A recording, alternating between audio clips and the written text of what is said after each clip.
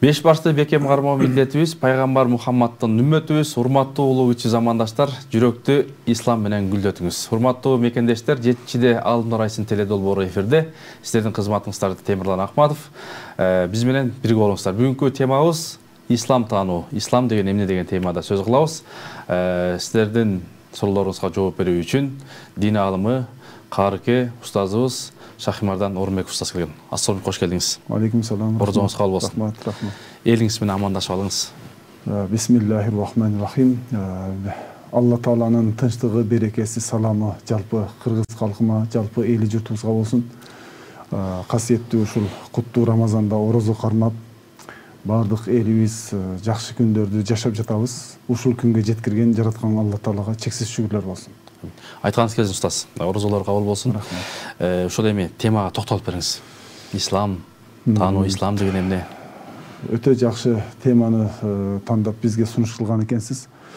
Ислам таануу деген бул өзүнчө бир чоң бир тема. Муну эми жарым саатта, 25 мүнөттө баарын айтып өтүү мүмкүн эмес. Ооба. Ошондой болсо дагы колдон келишинче азын олак ушул убакыттан пайдаланып биз дагы исламды таанытып өтөлүк. Ислам негизинен адам атанын жаралышынан башталган бир дин да. Бул Алла Таала тарабынан жөнөтүлгөн, тандалган таза дин. Кур'ан-ы Каримде Ал-Имран сүрөсүндө дагы "Estağfurullah billah. Inna-d-dina 'indallahi'l Islam." Алла Тааланын алдында кабыл болгон дин бул ислам деп айтылат. Ислам мааниси сөздүк жаатынан алып караганда тынчтык дегенди билдирет. Ал эми исламды карманган кишилерди мусулман деп айтабыз. Ислам динибиз тынчтыктын дини, акыркы дин. Мындан башка дин келбейт. Буга чейин деле тавхид динин тутунуп келген коомдор ушул ислам дининин негиздерин карманып келишкен. Демек, ислам дини адам атадан башталып, акыркы кыяматка чейинки адам баласынын жашоосуна чейин улана турган акыркы дин Алла Таала тарабынан тандалган ислам дини. Пайгамбарыбыз саллаллаху алейхи вассаламдын хадистеринен алып карай турган болсок, "Buniyal Islamu ala khamsin" дейт да пайгамбарыбыз. Ислам бул 5 түркүктүн негизинде курулган дин. Шахадатун алла илаха иллаллах ва анна Мухаммад расулуллах. Иман келтирүү Алла Тааланын жалгыздыгына, бирлигине, анын улуулугуна, ага бар экендигине ишенүү, иман келтирүү жана Мухаммед пайгамбардын Алла Тааланын элчиси жана пайгамбары, кулу экендигине иман келтирүү. Икамас-сала, намаз окуу, ва саум Рамазан, Рамазанда орозо кармоо, ва итау-закат, закет берүү, ва хаджул байти ман истата илайхи сабила, ажылыкка баруу, кимдин мүмкүнчүлүгү, кудурети жете турган болсо ажылыкка баруу. Демек, ислам дини ушул 5 түркүктүн негизинде курулган. Исламды тутунган киши ким десе, ал мусулман киши. Мусулман деген ким десе, мен салима лисанихи ва ядихи. Ким тилинен жана колунан зыян тартпаса, мына ошол чыныгы мусулман деп айтылат да. Демек, ислам динибиз тынчтыкка, адамгерчиликтүүлүккө, жакшы мамилеге, кулк мүнөздүн жакшы жагына жетилүүсүнө чакырган бир дин. Мына өзүбүз назар салып, пайгамбарыбыз саллаллаху алейхи вассаламдын дооруна назар салып карай турган болсок, бир жахилия доору, караңгы бир доордо адамдар жашап өмүр сүрүшкөн. Ошол караңгы доордо илимсиздик, караңгылык, жапайычылык, бир адепсиздик бир доордо жашап өмүр кечирген адамдардын жашоосун 180% буруп адамдык ак пейилге, туу чокусуна жеткирген бул ислам дини болуп эсептелет. Анткени пайгамбарыбыз Мухаммед саллаллаху алейхи вассалам ислам дининин пайгамбарлык вазифасын алган күндөн тартып, исламды чакырып баштаган учурдан эле исламдын кооздугун, исламдын ушундай жагымдуулугун, ислам дининин адам баласынын пейилине дагы, жашоосуна дагы пайдасын бергендигин аңдап түшүнгөндөр бирин артынан бирин исламды кабыл кылып башташкан. Мисалы, алгачкы исламды кабыл кылгандардан Хадича энебиз, Абу Бакр Сыддык радиаллаху анху сахаба, Умар радиаллаху анху, Абдурахман ибн Аф жана башка 100 миңдеген сахабалар ошол ислам дининин баалуулугун көрүп, пайгамбарыбыздын ушунчалык баягы ислам динин көрсөтө билип, ислам динин тунук бир дин экендигин көрсөтө жашаган көрүп туруп, исламды биринин артынан бири кабыл алган. Пайгамбарыбыз саллаллаху алейхи вассалам ошол Мекке чөлкөмүндө исламды жарыя кылып, андан кээ бир өлкөлөргө дагы исламды жайуу үчүн каттарды жолдогон, башка өлкөлөрдүн башчыларына. Бул демек ислам дини бир эле улутка таандык бир дин эмес, башка жалпы адам баласына келген бир дин. Мисалы, диндер бар да, глобалдык диндер, улуттук диндер деп бөлүнөт, диндерди өзү алып карай турган болсок. Мисалы, юдаизм дини бир улутка эле таандык бир дин, яхудилердин дини. Сен ошол яхуди динине киришиң үчүн сен яхуди болушуң керек. Болушуң үчүн эне тарабынан төрөлүшүң керек. Мындайча энең, апаң яхуди болуш керек. Ошондо сен алардын динине кире аласың. Христиандар дагы, булар дагы глобалдык дин, буддист жана башка диндер, кээ бир диндер улуттук дин. Ошол улут болбосоң сен ал динге кире албайсың. Ал эми ислам дини кайсы улутта болбойлук, кайсы өң түстө болбойлук, кайсы расада болбойлук, эмне болбойлук, ким болбойлук, ал бай болсун, кедей болсун айырмасы жок. Жалпы адамзат үчүн. Ким болсо болсун ислам дининин эшиги адам үчүн ачык да.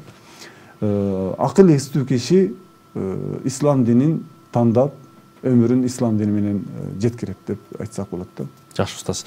Анан ошол баягы исламга салым кошкон кайсыл алымдарды да айтсак болот. Исламга салымын кошкон алымдар эскилерден пайгамбарыбыз Мухаммед саллаллаху алейхи вассаламдын таалимин алган, пайгамбарыбыздын тарбиясын көргөн сахабалардан баштасак болот. Абдуллах ибн Мас'уд, Абдуллах ибн Аббас, Абу Хурайра радияллаху анху. Мынакей билебиз, ислам дини жаңы жайылып баштаганда эле пайгамбарыбыз саллаллаху алейхи вассалам Меккеден Мадинага көчүп, Мадинада ислам шаарын курган, ислам мамлекетин курган. Ошол жерде мечит куруп, мечиттин бир бурчуна Асхабу Суффа деп өзүнчө бир мектеп ачкан. Ошол жерде пайгамбарыбыздын тарбиясын көрүп, таалимин угуп, ошол жерде жетишкен сахабалар болгон. Алардын эң башында, сап башында турган Абу Хурайра радияллаху анху. Ал эң көп хадис риваят кылган, билесиз. Ошол киши болуп эсептелет. Анан байлыгы менен исламга салымын кошкон Абдурахман ибн Аф радияллаху анху, Абу Бакр Сиддик радияллаху анху, Умар радияллаху анху жана башка бардык сахабалар десем болот да. Ал эми пайгамбарыбыз саллаллаху алейхи вассалам көзү өтүп кеткенден кийин халифалардын доорунда алгачкы Абу Бакр Сиддик радияллаху анхунун доорунда кызмат кылган табиандер болгон. Табиан деген ошол пайгамбарыбызды көргөн эмес, сахабаларды көрүп туруп исламды келген, исламды кабыл алган табиандер. Табиандерден кийин табиандер. Илим жаатында болсун, мындай бир материалдык жааттан болсун, исламга чоң салымын кошкон улуу аалымдарыбыз бар. Мисалы Мукатил ибн Сулайман, дагы кимдерди алалык? Имам Шафии рахимахуллах, имам Ахмад ибн Хамбал, имам Малик, имам Абу Ханифа рахматуллахи алейхи, имам Матуриди жана башка аалымдарыбыз исламга салым кошкон. Ошол эле учурда биздин Орто Азия элине назар салып карай турган болсок, айтат го, Кур'ан Меккеде түшүрүлгөн, Египетте, Мысырда окулган, ал эми иш жүзүнө, амал жүзүндө Орто Азияда амал кылынган деп айтылат да. Мына ушул Орто Азия аалымдары имам Бухари, имам Тирмизи, анын жанында ошол биздин Кыргызстандан чыккан улуу аалымдарыбыз Сиражиддин ал-Оши китеби да бар, ооба, Сиражиддин ал-Оши, ооба. Андан сырткары мына өзгөндө эмеси бар, имам Сарахси ал-Мабсут деген 30 томдук китеби бар. Мына азыр биздеги Борбордук мечиттин аты дагы ошол кишинин атынан коюлган. Ушул кишилердин баардыгы исламга колунан келишинче кызмат кылышкан. Мындан сырткары оолиялар дагы болгон. Бизде кыргыздарда дагы оолиялар көп болгон. Биз алардын атын баягы 70 жыл советтик доор болуп, атеисттик түшүнүк болуп кеткендиги үчүн алардын ысмы эскерилбей, унутулуп калып кетти. Болбосо мына Молдо Кылыч, Молдо Нияз, Нур Молдо, Жеңи Жок, Тоголок Молдо, Токтогул деп ушул акындарыбыз дагы жөнөкөй кишилер болгон эмес да. Мына Көл тарапта дагы акелер деп коет, 7 аке. Булар дагы мына Чолпон Ата деген дагы киши, мисалы, бул киши оолия болгон. Андан сырткары мисалы Туркистандан чыккан Хожа Ахмад Ясави, мындан сырткары мисалы Жусуп Баласагын, Ушул сыяктуу бабаларыбыз исламга өздөрүнүн колунан келишинче кызмат кылган. Мисалы Жусуп Баласагынды алып карай турган болсок, ал өзүнүн эмгеги Куттуу билим деген китеби бар. Ошол Куттуу билиминде сөзүн башында эле Алла Тааланы улуктап, даңктап, пайгамбарыбызды жана пайгамбарыбыздын 4 досун мисалга алып туруп, сөзүн ошол менен баштаган да. Бул демек ошол исламга салым кошуу. Ал эми исламдын жаңы жайылуу дооруна назар сала турган болсок, Кур'ан түшүүсү учурунда Кур'анды дагы жакшы окулушу үчүн Абул Асвад ад-Дуали деген улуу аалым болгон. Кур'андын, мисалы, азыркы биз окуп жаткан Кур'андын харекеленүүсүнө салым кошкон. Андан сырткары Халил бин Ахмад деген улуу аалым болгон. Кур'андын чекиттерин, тамгаларын, мисалы, бардык 28-29 тамга катарынан эле окшош болуп жазылган убагында, башында. Аны араб болгон, араб чөлкөмүндө жашаган, араб тилин билгендер жөн эле окуп кете беришкен. Ал эми араб эмес өлкөлөргө ислам таралгандан кийин Кур'ан окулушу аябай оор болгондугу үчүн, жаңылышып окуп албаш үчүн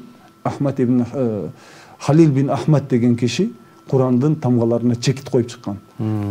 Ушул сыяктуу аалымдарыбыз исламга чоң-чоң кызматтарды жасашкан. Баракелде. Анан ушундaki Алымбек Датхандагы медресеси жөнүндө айтып атат буякта. Нурболдо атабыз олия киши ушул жазып калтырган экен. Анан эми устаз баягы пайгамбарыбыздын азанчысы Билал. Бул азан айтууда керемет эмеспи? Ошол кээде ошол азанды угуш үчүн жумаларга бул жагы Кара-Балтадан, бул жагы Токмоктон келгендер бар да. Ошол истеп мечиттерге. Анан бул ошол азанды исламда орду кандай? Бул тема өзүнчө дагы карала турган тема. Бул өзүнчө бир программаларды жасаганбыз.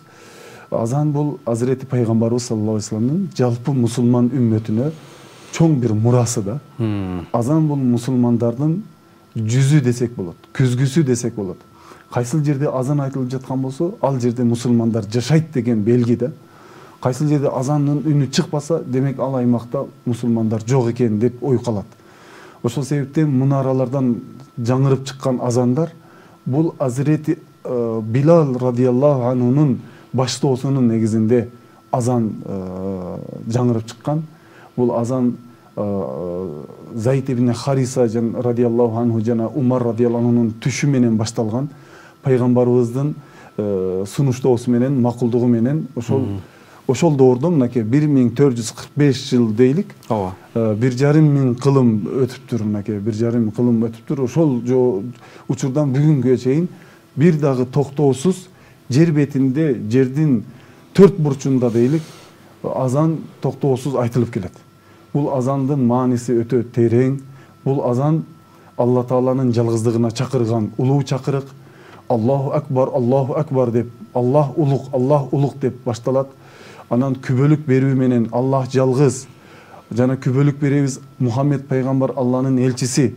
О адамдар, эгер ушул келмелерге ишенсеңер, Аллага ишенсеңер, улуу Алла Таалага ишенсеңер, анда келгиле намазга. Хайя алас сала, келгиле кутулгула, хайя алал фалах. Эгерде кутулууну кааласаңар, ушул улуу келмелердин артынан эрчип, ушул улуу келмелерди тилиңерге кайталатып, Аллага моюн сунуп келгиле. Силер келбесеңер да Аллах улук бойдон калат. Аллаху акбар. Ал жалгыз бойдон калат. Ла илаха иллаллах деген чакырык да бул азанчы. Азан бул өзүңүз айткандай, мына Кыргызстанда дагы акырындык менен өнүгүп келе жатат. Карыкелерибиз жыл сайын жарыштарда катышып, карап турсаң, ушундай кооз айткан үндү, мукамдуу үн менен коштоп азанды айткан биздин жигиттерибиз чоңоюп жатат. Барып Кудай буйрса, бизде дагы азанды түрдүү тартиптер менен айта турган, макамдар менен айта турган биздин азанчылар чыгат. Мынакей буга чейин мечиттерди байкап турсаң, мындай азан айтылса уккулуксуз, бир аз көңүлүңдү орта турган, дагы бир башка киши айтса болмок ушул азанды дегендей бир таризде каласың, көрүнүштө каласың. Бирок акыркы жылдарда ар бир мечитибиздин мунарасында жагымдуу үндөр чыга баштады да. Кудайга шүкүр. Азан негизи адамды же динден алыстатат, же динге кирип кетүүгө себепкер болот. Бул Осман империясынын доорунда дагы эки вариант экен да. Көптөгөн окуялар бар. Мисалы азанды жакшы кылып айткан киши ошол сыртта басып бараткан адамды басуусун токтотууга таасир этет да. Ушундай айтсаң, ошол азанды угуп жатып адам кандай мукамдуу үн, муну ким айтып жатат деп ошол жерде бутун шыбыраган кадамын токтотуп туруп ошол азанды айтып укканга мажбур кылат да. Баракалла. Эгерде азан ушундай жакшы айтылса, ал эме болот. Исламдын түркүктөрүнүн бир түркүгү десек болот да. Исламдын символу бул азан.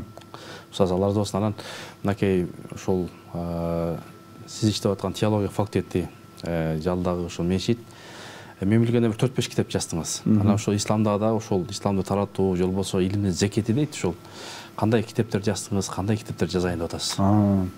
Негизи биздин динибиз китептин негизинде да. Бул Кур'ан китебибиз, ыйык китебибиз. Аллах хак субханаху ва таала инна нахну наззална зикра ва инна лаху лахафизун. Чындыгында биз Кур'анды түшүрүп, бул зикирди түшүрдүк, аны биз сактайбыз деп Аллах таала Хайжир сүрөсүндө өзү убада берген. Мына ошол ыйык Кур'ан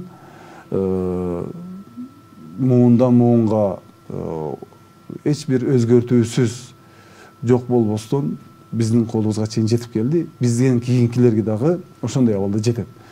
Бул Кур'анды түшүндүрүү үчүн миңдеген томдук китептер, том китептер жазылат. Ошо ислам динибиздин баалуулугун түшүндүрүү үчүн түрдүү жаатта китептер жазылат.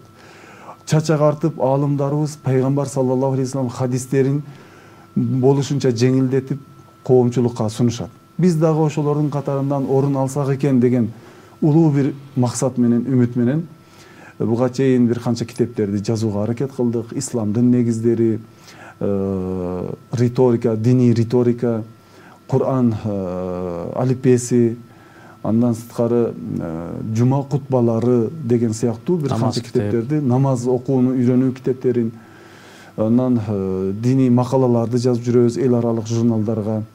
Ушул сыяктуу колубуздан келишинче эми ошо өзүбүздүн багытыбызда илимий жолдо болгондугубуз үчүн китептерди жазып жүрөбүз. Китеп жазуу бул мурас, садака-и жария болуп эсептелинет. Биз кетсек дагы ошол жазган эмгегибиз, жасаган эмгегибиз бул дүйнөдө калса, кандайдыр бир кишинин колуна бир тамгасы дагы болуп окулса, ошо биз кеткенде бизге дагы сооп жетип турат деген максатта. Бул дүйнө өзү негизи сооп жыйнай турган акыреттин негиздары эмеспи? Ошол себептен колдон келишинче бир жакшы эмгектерди калтырууну өзүбүзгө бир максат кылганбыз. Кудай биз күтөбүз, устаз дагы көп ошол китептерди чыгарат ойдобуз. Анан биздин студияга китеп алып кетебиз. Бул кайсыл китеп? Бул да ошол ислам негиздери деген, исламды тааныган. Бүгүнкү биздин темабыз ислам таануу эле. Ошол себептен мен исламдын негиздери, исламды таануу, ислам деген эмне, сөздүк мааниси, бул жер бетинде Алла таала эмне себептен ислам динин жөнөткөн, динди жөнөтпөй, ооба, бул аябай ичинде терең мааниде жаткан көп эме бар. Устаз, анан ушул жаштар, эл ушул жаңы исламды тааныш үчүн, же болбосо үйрөнүш үчүн, ушул аңдаш үчүн кандай методикаларды, ыкмаларды колдонуш керек, же болбосо кайсыл жактан үйрөнүш керек? Интернеттин канчалык пайдасы бар? Ооба. Негизи ислам динибизди мурдакынан бир 20 жыл мурдака салыштырмалуу азыр деңгээлибиз Кыргызстанда бир толо өстү да. Бул жолду 3000ден ашук Куран жаттаган карыларыбыз бар. Көп жаштарыбыз Египетке, чет өлкөгө баягы ислам борборлоруна барып туруп илим алып, кайрадан келип өз элине кызмат кылып жаткан аялдар да бар, эркектер да бар дейли, кыздар дагы, жигиттер дагы. Анын жанында мына жалпы азыр динди жаңы үйрөнүп жаткандарга сиздин сурооңузга улайлы, аларга мен эч качан интернеттен бир жазылган булактарды, тастыкталбаган маалыматтарды алып туруп исламды үйрөнбөгүлө деп айтат элем да. Эч качан андай кылбагыла. Атайын бир колуңа өзүңөрдүн бир устазыңар болсун. Аймагыңарда жашаган медреседе же ислам университеттеринде, факультет муфтият тарабынан тасталган, эме кылган, дайындалган мечиттин имамы же болбосо медресенин мугалимдери, атайын ошол дасыккан аалымдарыбыз бар да, ошолордун бирөөсүн устаз катары көрүп, анын тизесине тизе тийгизип, ошонун негизин, ошол кишинин айткандарынан чыкпай динди үйрөнсө адашпайт. Анан өз алдынча мен түз эле хадисти өзүм үйрөнүп алам, түз эле аяттарды өзүм маанисин түшүнүп алам десе, ооба, бул адашат. Себеби аяттардын, мисалы, алымдарыбыз бир аятты которуу үчүн, бир аятты түшүндүрүү үчүн муфассирде керек болгон толтура илимдерди шарт койгон. Ал шарттарды аткарбай туруп эле бир аятты түздөн түз которуп өз алдыңча ага амал кыла албайсың да. Аны түшүнүү үчүн ошол жогорудагы Кур'ан илимдерин, хадис илимдерин, фикх илимдерин жана башка ислами илимдерди толук алуу аркылуу анан кийин түшүнөсүң да. Анан жөн эле мен Кур'анды түз эле түшүнө алам, хадисти түз түшүнө алам десе, бул жаңылышат. Эми азыркы бизде интернетти да колдонуу жакшы, тастыкталган баракчалар болсо проблемасы жок.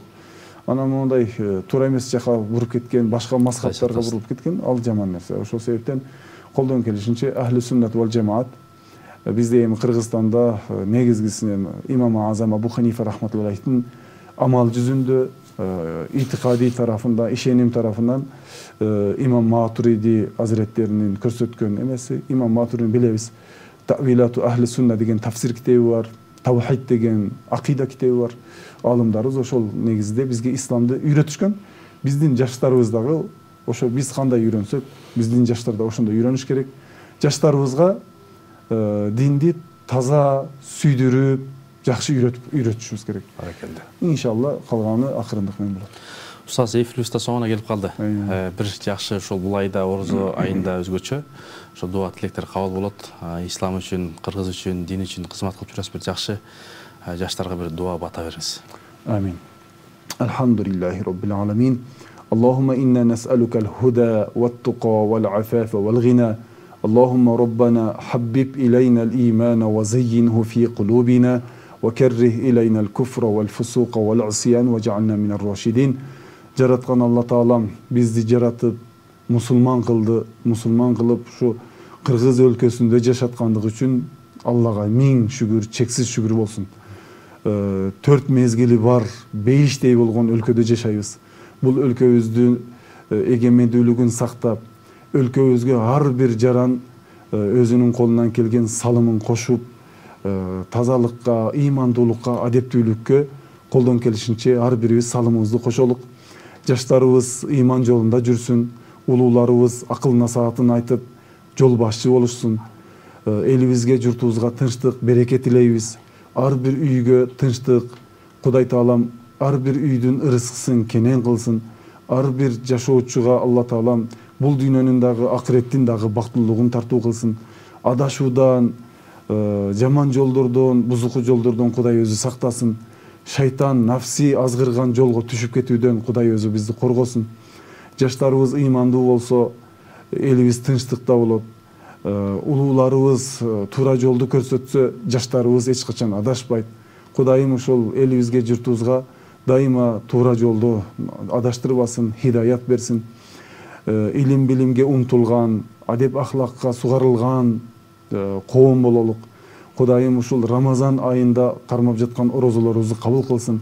Өтүп кеткен ата бабаларыбызга дагы Кудайым өзү кечирим берсин. Жана тирүүлөргө дагы Алла Таалам туура жолду көрсөтүп, хидаят берсин. Бул Рамазан айы Кудайым баарыбызга жакшылыкка себепкер болгон Рамазан айы болуп, күнөөлөрдөн арылалык тооболорубуз кабыл болсун. Берген хайри ахсан садакаларыбыз кабыл болсун. Сиздерге дагы ушул эфирди жүргүзгөн бардык ушул жердин жооптууларына дагы ден соолук тилейбиз, узун өмүр тилейбиз, амандык тилейбиз. Тилеген тилек, ойлогон ой максаттарына жетишсин. Элибизге, журтубузга бөөдө кырсык, опат оору, жамандыктан Кудай сактасын. Дайыма тынчтык болсун. Тынчтык болсо калганы болот буюрса. Куран менен Кудайым жүрөгүбүздү нурга бөлөсүн, ыйманыбыз менен ыйман жүрөгүбүздү кооздосун. Жашоолорубузга береке берсин. Роббана атина фид дуния хасана ва фил ахирати хасана ва кина азабан-нар. Арыз болсун. Урматтуу мекендештер, урматтуу мусулман бир туугандар, кандай гана маселе болбосун, Алымдар айсын теле долбоор бүгүнкү эфирибиз соңуна келди. Орозоңуздар кабыл болсун. Кийинки эфирден амандашканча хайыр.